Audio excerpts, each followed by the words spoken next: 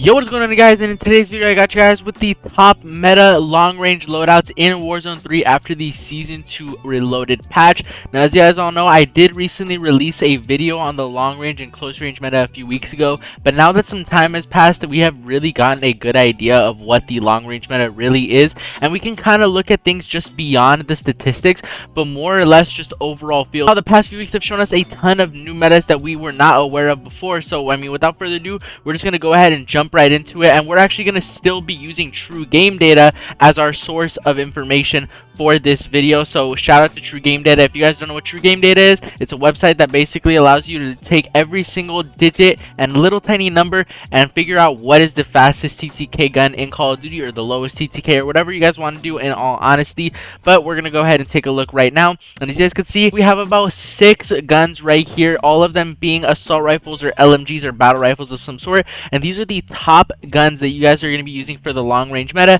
in Warzone 3 right now. So first of all, if you guys actually take a look right here on combination, which means that it's going to factor in headshots, chest shots, leg shots, in terms of combination, so it doesn't really matter if you're super consistent in your shots.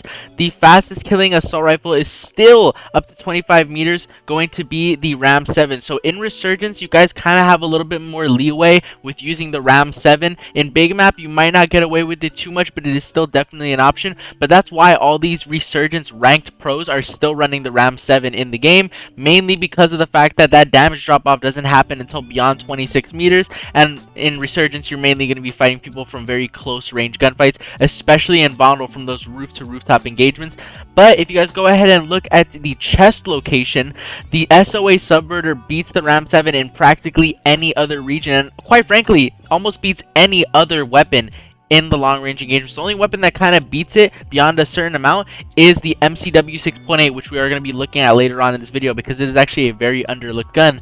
But beyond 60 meters, the SOA Subverter picks back up and is the most dominant battle rifle out of all these long range weapons. So the SOA Subverter is a very good gun so long as you hit consistent chest shots and don't miss those shots whenever they are really needed to be hit. If you guys are really confident in your aim and you guys feel like your tracking is damn near perfect, the SOA Subverter might just be your gun as opposed to the Ram 7. But of course, it's all up to personal preference, and that is why I'm here to be giving you guys the best class setup so that you guys can go out there and fry using whatever gun you guys feel like you guys need to do. So we're going to be giving you guys the Ram 7 and SOA Subverter first. Here's going to be the Ram 7 class setup. We got the Cases Break for some horizontal recoil control and firing aiming stability. Now, a lot of our recoil attachments are going to be canceling out the vertical recoil control a lot, so the horizontal recoil control is not so much going to be touched, which is why we're going to be putting on the Cases Break, which is going to give us an 18% reduction in horizontal recoil control, making it super easy for us to cancel out the recoil for the Ram 7. For the barrel, we're going to be using the Cronin Headwood long barrel because even though the XRK Core Mark does give more recoil control and gun control than the Cronin Headwind, the Cronin Headwind does give more bullet velocity and damage range, making it so that we can take out enemies at farther range engagements, which is super important post nerf for the Ram 7.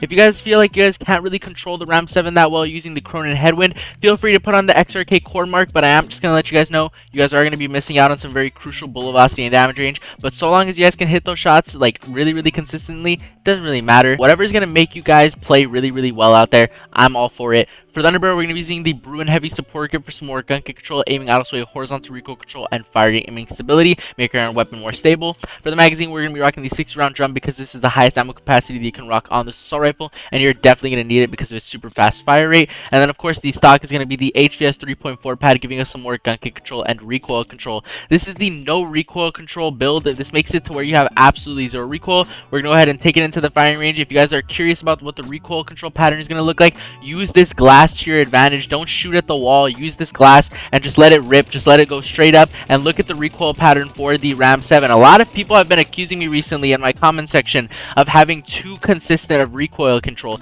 and I mean, it's super easy to cancel out recoil. All you have to do is just look at the pattern in which it's going and then completely cancel it. So right here, we're going to be canceling it by going down and to the left, and it's going to look like we have absolutely zero recoil. So we're going to go ahead and go to the dummies. We're going to put 3 plates, and let's take a look at the TTK and the recoil control on the Ram 7.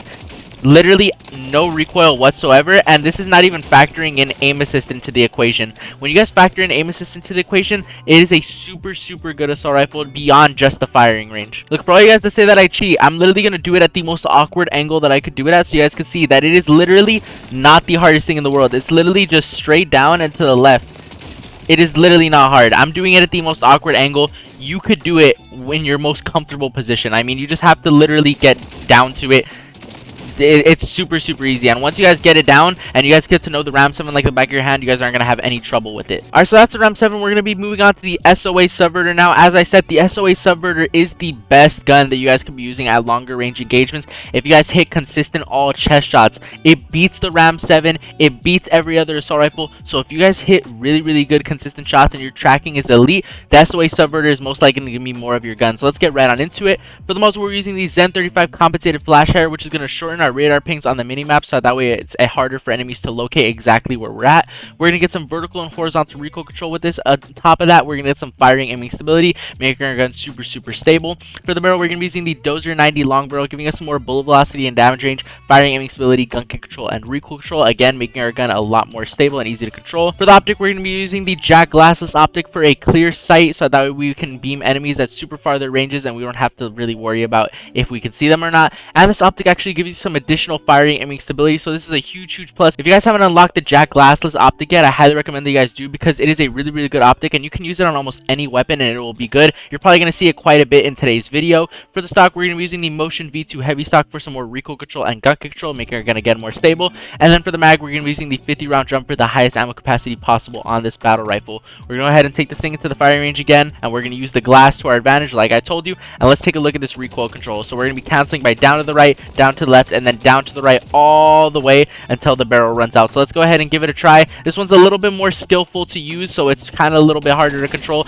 but like I said, if you guys can hit all those upper torso chest shots, this thing is better than the Ram 7 and any other gun that you guys could be using at farther range engagements. Alright, so now we're going to be taking things back to True Game Data and looking at the chart once more, and as you guys can see, we have a few new contenders that weren't really in the field a few weeks ago in terms of TTK and the long range meta. As you guys can see right here, we have the Holger 556 being a really close competitor with the SVA 545. Its base TTK is less than the SVA 545. The SVA beats it by a few more milliseconds. It's literally right behind it. 713 milliseconds for the SVA, 714 milliseconds for the Holger 556.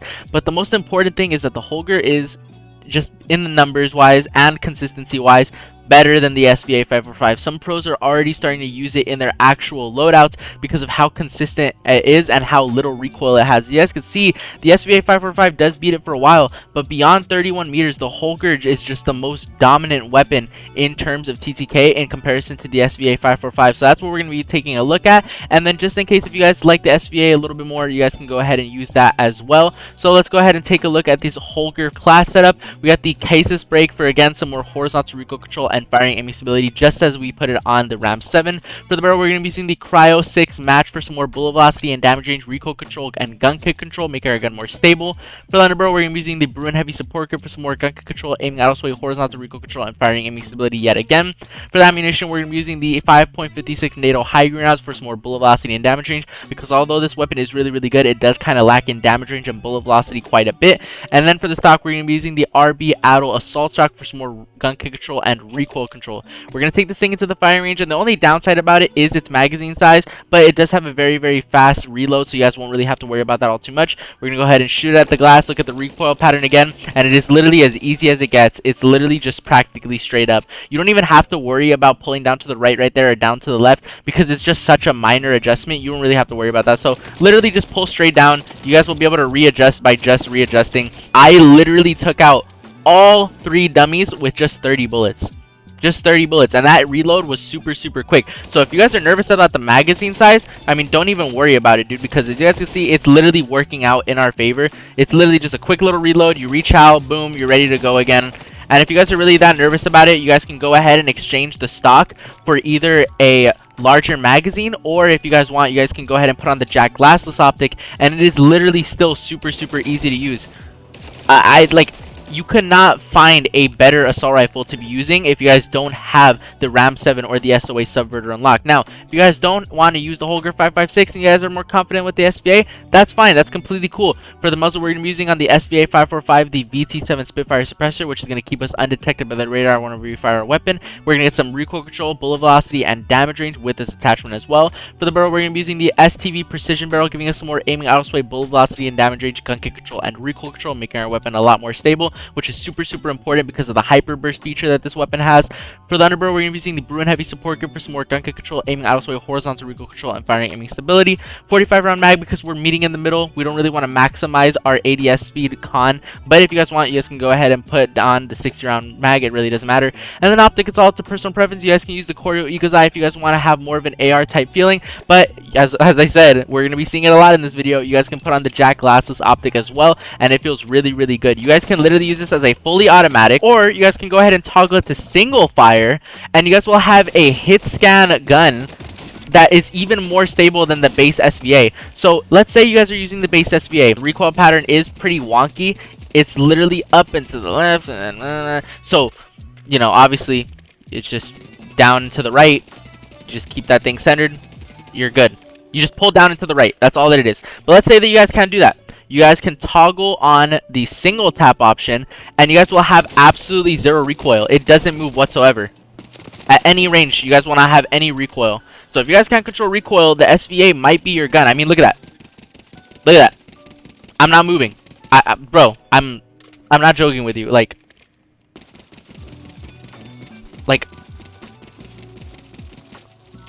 it literally has no recoil in single tap mode. So if you guys can't control it with fully automatic, feel free to put it into single tap, and you guys will literally be golden. Alright, we're going to take a look at true game data once more. We're going to look at the TTK chart again, and as you guys can see right there behind the SVA 545 and the Holger 556, we got a new contender in the meta, which is actually very shocking, and not a lot of people know about it. I think it's super underrated, and I actually use it on occasion sometimes myself. We have the MCW 6.8. This is basically the rip-off MTZ interceptor, but it still holds up very well in the meta, and on top of that, we got another gun to go with it, which is going to be the new Bruin MK9. The OG Bruin is back after they recently buffed it in the Season 2 Reloaded patch. So we're going to go ahead and take a look at both of these weapons and see how they hold up in the meta. Right here, we got the MCW 6.8. It's going to be a tap fire weapon. We got the VT7 Spitfire suppressor, so that way we stay undetected by the radar whenever we fire a weapon. It's going to give us some recoil control, bullet velocity, and damage range, so we can take out enemies at farther engagements. For the barrel, we're going to be using the Tempest Predator precision barrel for some more bullet velocity and damage range and aiming out of sway. This is going to give us a huge boost.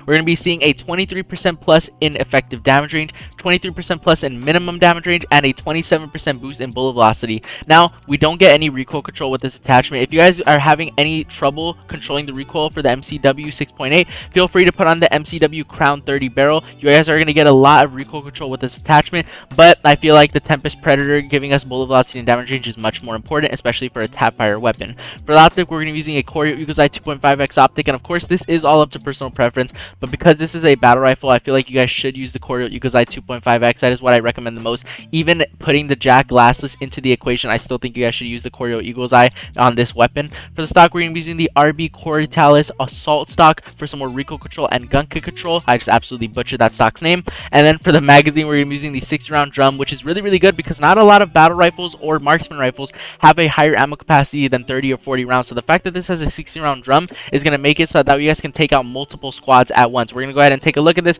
There's no need to really look at the recoil pattern. It's literally just like you're single tapping.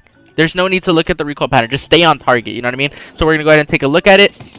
It's literally like the MTZ interceptor. Literally like the MTZ interceptor. It's just tap fire. You just aim, you shoot. So we're gonna be looking at 1, 2, 3, 4, 5 chest shots, and then if you guys are looking for headshots, 1, 2, 3. So 3. 1, 2, 3. Let's see if it's still one shots at that range. 1, 2, 3. So 3-shot headshot, 5 to the chest, and it has a faster fire rate than the MTZ interceptor. 3 to the head. So imagine if you had 2 chest shots and then 1 headshot. That's literally almost an insta kill. Like I said, don't knock it till you try it. This gun is super underrated. Give it a try for yourselves. Let me know what you guys think. It's literally the rip-off MTZ Interceptor. And then of course we got the OG Bruin after it just got recently buffed in the Season 2 Reloaded patch. So let's go ahead and take a look at it. We got the VT7 Spitfire suppressor set that we stay undetected by the radar whenever you fire a weapon. It's also going to give us some bullet velocity and damage range and recoil control. For the barrel, we're using the XRK Horizon barrel for some more bullet velocity, gun kick control, and recoil control. Couple that with the Bruin heavy support, giving us some more gun kick control, aiming also a horizontal recoil control, and firing aiming stability. Now typically people do use the 60 round drum on the Bruin, and if you guys want, you guys can put on the 60 round drum and you guys can take off the high green rounds. But a constant issue that I was facing when I was using the Bruin was the fact that it has really bad bullet velocity. It really lacks in it, so I couldn't really beam people as I typically would with any other meta assault rifle. So as opposed to putting on a 60 round drum, we already went through the Eradicator meta, we already went through the Evolver meta, so I figured I'm pretty much used to 75 to 100 rounds on my weapon as default. So instead we're going to put on the high green rounds, which is going to give us some bullet velocity and damage range, making us that way we can really hit those enemies at the moment that we shoot our gun. And of course the optic, all to personal preference, but that Jack Glasses optic is just too good to not be using. On top of that, the firing aiming stability you guys are going to get with this weapon, which is super important because the Bruin actually does have quite a bit of aiming stability issues when you're firing it. So the Jack Glasses is going to basically take care of a lot of that. We're going to go ahead and take it into the firing range, and we're going to use the glass to our advantage. And as you guys can see, it's pretty much straight up for a little bit, but then it starts curving to the left. So to cancel it out, we're just going to be going down and to the right. And let's go ahead and take a look at how this is going to feel against an actual player with full plates. Really good, dude. Super consistent. Bruin is back. Give it a try for yourselves. If you guys were the fans of OG Bruin back in Verdansk, you guys will 100% like this class setup. Give it a try for yourselves. And then of course, here are some honorable mentions that I didn't have on the TTK chart for obvious reasons. These are snipers that one shot to the head. Now, even though the XRK Stalker only one shots up to 70 meters, this is still a really good quick scoping build, and actually reminds me a lot of the Kar98 from Warzone 1, hence the name of the blueprint. So first of all, we're going to be using the XRK Stoic 4 suppressed barrel because this is going to keep us undetected by the radar when we fire a weapon, and it's going to give us a huge boost in bullet velocity and damage range. Now, before I did recommend you use the Vision 60 barrel and then a suppressor for the muzzle, but for some odd reason the XRK Stoic just feels a lot better, and it feels like it's actually hitting your enemies on target. So I highly recommend this. Plus you're also saving an attachment for something else, so I highly recommend it. For the ammunition, we're going to be rocking the high green rounds for, again, a huge boost in bullet velocity and damage range, increasing that one-shot headshot potential. For the laser, we're going to be using the SL Razorhawk laser sight for some more tac sense spread, aim, walking, steadiness, sprint, fire speed, and ADS speed. And then for the optic, you guys don't really have to do this, but this optic was an absolute game changer for me whenever I tried the XRK Stalker. Before, I felt like I wasn't really hitting as many headshots as I feel like I should have, but with the MCPR 300 9.5x optic, I feel like whenever I hit a headshot, it was pretty accurate. I know when I shoot my gun that it's going to be a one-shot headshot. So I highly recommend you guys give this optic a try. And then of course our fifth and final attachment is going to be the no stock attachment, giving us a huge boost in ADS speed, sprint, fire speed, moon speed, and aim, walking speed. And of course the dummies are broken in game, but look at that ADS speed. Look at the ADS speed. Look at that super clear optic. You guys have a 9.5x zoom, so you guys will have no trouble shooting people out of the sky. I've made plenty of videos on this in the past, and it one-shots up to 70 meters, so you guys should have absolutely no trouble if you guys were using the Kar98K back in Warzone 1. So give this class a try. Let me know what you guys think if you guys are snipers. Now, if you guys are looking for a sniper that one-shots up to all distances, maybe if you guys are Urzikstan players, or if you guys just want to make sure that you guys hit consistent one-shot headshots even if you are in Rebirth, the Cat AMR is most likely going to be your pick for the sniper rifle. So first of all, for the muzzle, we're going to be using the Sonic Suppressor XL so that we stay undetected by the radar whenever we fire the sniper rifle, because it is very loud, and it is going to give us a huge boost in bullet velocity and damage range, so that is very important. For the laser, we're going to be using the Corio Laz 44 V3 laser for some more ADS speed and aiming stability. For the ammunition, we're going to be using the high velocity because bullet velocity matters a lot more on this weapon. If damage range mattered more, I would put on the high green, but this weapon already one-shots headshots up to almost any distance, so I would rather choose the high velocity because it gives us more bullet velocity than high green would. And then for the bolt, we're going to be using the ephemeral quick bolt for some rechambering speed because this thing does rechamber quite slow. And if you guys do end up cracking someone, because even if you shoot someone in the foot, it still cracks them with the sniper from how powerful it is, you guys will be able to rechamber really quickly and still get a down off. And then of course for the optic, we're using the high enrichter hybrid scope for a 9.x magnification to make sure that you hit those one-shot headshots. Now the thing about this optic is you do have to make sure that you toggle to the second mode. When you ADS, it does look pretty clunky. It feels like it's almost harder to one-shot headshot people, but if you actually click your left stick, it zooms in, and then there is the 9x magnification that I was telling you guys about, and it just feels absolutely incredible once you guys toggle that. It feels super easy to snipe. If you guys feel like you guys don't need this optic, you guys can go ahead and take off the optic, and you guys can rather put on the Zang barrel for some more bullet velocity and damage range, making your gun a lot more hit scan, and it's going to feel really good. Like I said, this is only if you guys feel like you guys don't really need that optic, but of course it is all up to personal preference. That is pretty much going to be the long range meta after the Season 2 Reloaded update in Warzone 3. I really hope you guys did go on to enjoy this video. If you guys did, I highly recommend that you guys go down below and show some support and drop a sub with the post notifications bell turned on so guys don't miss future uploads. And while you guys are down there, what are you doing? Go ahead and smack that like for me. It's completely free and helps us get into the algorithm and spread out to more people. I just want to really quickly say thank you guys for showing so much love and support in the past few videos recently. It really does go appreciated, and I will see you guys all in the next one. Later.